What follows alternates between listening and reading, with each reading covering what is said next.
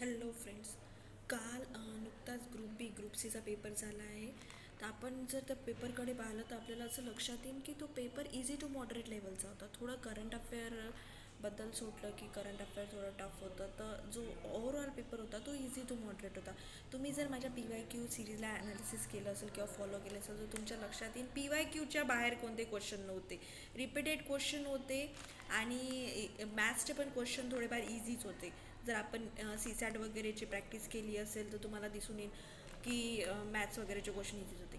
अशा सोप्या पेपरमध्ये ना, म्हणजे मॉडरेट पेपरमध्ये जो मॅथ्सचा जो पोर्शन असतो ना तो गेम चेंजिंग असतो. म्हणजे ज्याच्यामध्ये ज्यांना याच्यामध्ये चांगले आउट ऑफ मार्क्स भेटतात ते लिस्टमध्ये येतात. काऊन की शेवटी किती झालं तरी कॉम्पिटिशन आहे. आपल्याला रिलेटिव्हिटीमध्ये काम करावं लागतं, म्हणजे रिलेटिव्ह किती कोणाला चांगले मार्क्स पडले आहे. त्याच्यामुळे इझी टू मॉडरेट होता. 50 to 60 कट ऑफ जाईन जसा असतो, कॅटेगरी वाईज लागतो.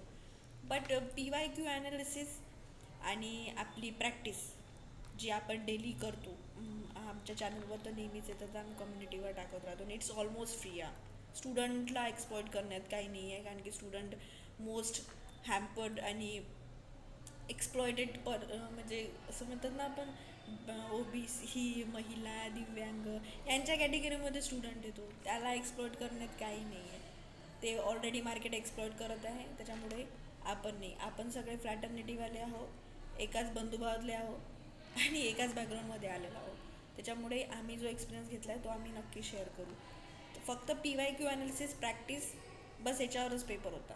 काही आउट ऑफ द बॉक्स वगैरे असं वेगळं काही नव्हतं. जे होतं ते सोडून द्यायसाठी होतं, ते टाईमपास करायसाठी होतं.